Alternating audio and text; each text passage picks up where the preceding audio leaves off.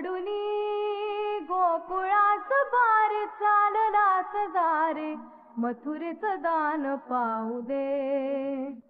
सोडूनी गोकुळास बार चाललास दारे मथुरेचं दान पाहू दे.